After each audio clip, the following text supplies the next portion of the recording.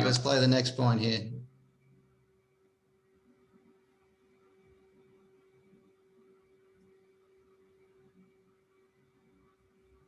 Good hands by the player in white again, I see.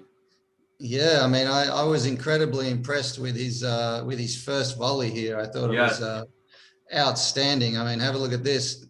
Down, I mean, look how low he is here, getting the racket really low to the ground. And if you notice, see how his racket here is coming from low to high on a half volley? Yes. That is outstanding skill. And, you know, I think, I'm sure you see it as well. I see sometimes people when they half volley, their racket's actually coming from high to low and they're trying to cut underneath it. And that's a lot harder and not the correct way to play a half volley.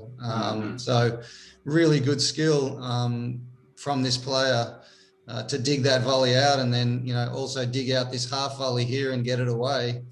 So he was a one-man band in this point and finished it off with a pretty powerful overhead that the opponent wasn't able to handle. So good skill there.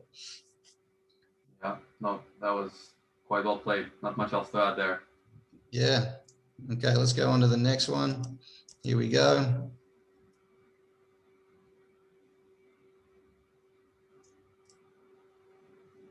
Uros, you want to start with this one? Yeah. No, I'm again looking for how aggressive the net player here in yellow is on this side and how much he pinches the middle, trying to get that next shot. You know, and he doesn't get it, but then he recovers well quick as well. But the opponents know that he's there. They feel his presence, I'm sure. Yeah, no, I agree. And I think this is fundamentally a really good tennis doubles point from pretty much all the players. I mean, the T serve means that naturally this player is going to shift sorry, I need to get rid of that and come back to this guy. The net player is going to shift a little bit this way because this guy is shifting a little bit this way to hit the return, right? Exactly. So as we play it through here, he comes across, he can't quite reach it. And then look what happens here. The opponent in red over here, he actually decides, okay, I might be a chance to get this ball. So he tries to put some pressure on the volleyer and he starts to move across. Okay, he can't get it.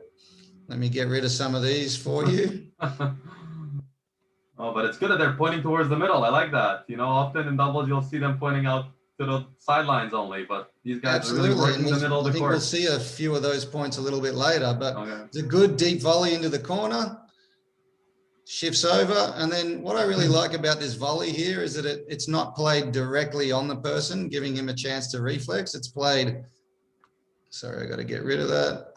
It's played away over here, so it doesn't give a chance for the guy in red to reflex. So a lot of good things happening in this point. Really good fundamental doubles, I felt. Yeah, and then the racket click at the end there. Yeah, absolutely. That's we didn't see much of that before COVID, did we? But that's a good way to do it. Yeah, no, it's great communication there. I feel like as well, non-verbal. You know, they both feel each other, and yeah, I think they play occasionally together, I think. Okay, good. All right, here's the next point. We'll keep ripping through here. Yeah. Oh.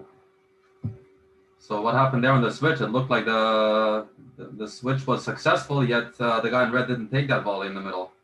Yeah, so the return comes from here and it ends up, you know, here. And really, in my opinion, this should be the shot of the person who's at the net here. He just commits a little bit too far.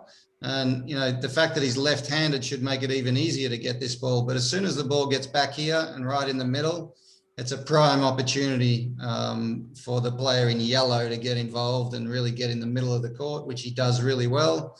And then again, here with the volley, you know, to me, he has an option here, where there's space. And he also has an option over here where, sorry, I click that again. He has an option over here where there's space. So he's on top of the net here and he finishes it off well. Yeah. Oh, yeah. Good point. Good play from him. For sure.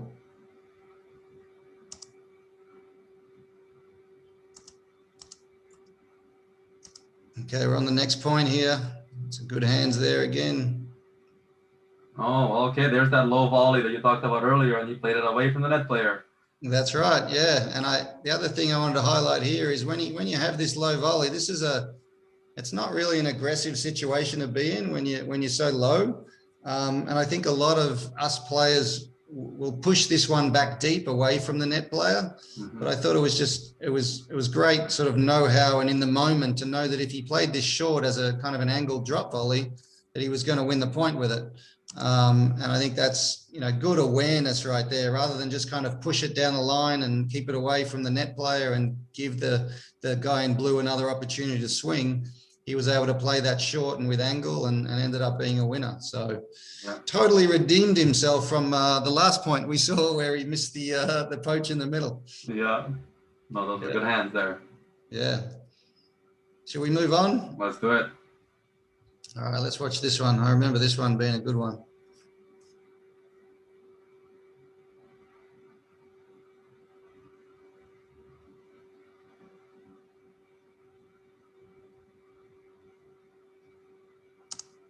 All right, so what I see here is, this is the reason why we play tennis, and especially the reason why we play doubles. This is so much fun just to watch this point and have all players involved, have dinks, have continental grip skills, have lobs, have overheads, reflexes. So, instead of analyzing this point, I think it's a good one just to kind of watch again and enjoy because there's so much happening here. So I'll just rewind it to the start here and let's just enjoy the great game of doubles. Good reflex there. That one, he could have maybe gone away from the player.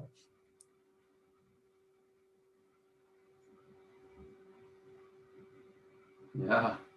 No, fantastic. Yeah, that's well played by everyone, and I agree. Yeah, it's nice to watch that when everyone's involved. I think that at various levels of play, you see different things. And one of the biggest challenges I see often in players of a tiny bit lower level than this, what we're watching right now, is that they get disengaged if the ball isn't hit to them.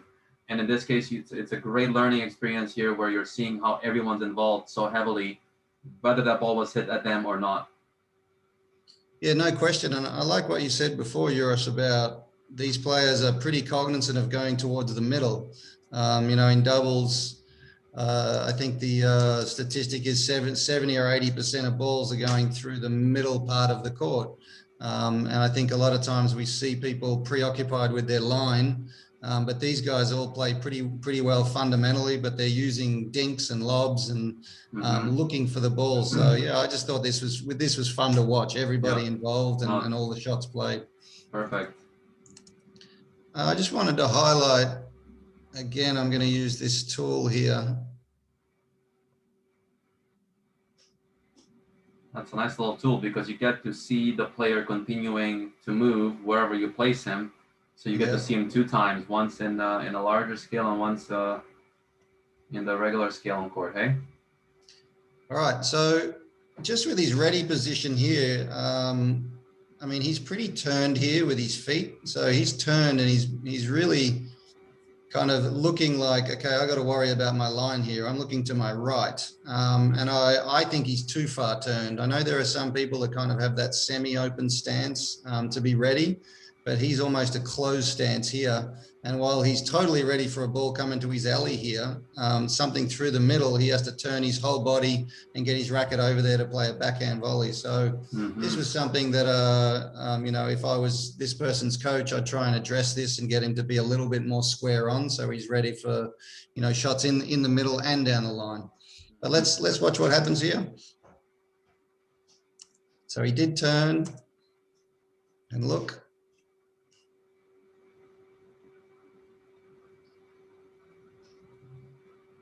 Oh, yeah. he kept working the opponents there by a little fake as well move during that point. That's right. Yep. We saw the fake and another good rally with all players involved. A couple of reflexes, and I think this is one of the takeaways that I would say at the end. This is a volley to space again. So instead of playing, we've seen that these players, and indeed a lot of tennis players, have good reflexes and are quick with their hands. And this player was able to play away from the person into a bit of space. And that's where the winners happen. And so if you can, you want to play to space away from people, because as we've seen with these guys, they have good reflexes and hands. So if you can put the ball away into space, that's where you want to go rather than directly on the person. Does that make sense, Uros? Definitely. Yes. Yep. Yeah. And I mean, when you do pause it, then it's obviously a lot easier to see the little openings on the court. And, I can see that what you mean that by, when the player is up at the net, they get that shot and does a volley and going for that opening rather than at the person. Yeah, and I understand, and I'm sure you do too, that it's very easy to do it from the side, isn't it? It's nice when we can slow it down and see the video, but in real time, things happen quickly. But I think if you can just improve your awareness of where the person's standing and where the space may be, then you can certainly improve with your shot selection and finding those spaces a little bit more often. Awesome.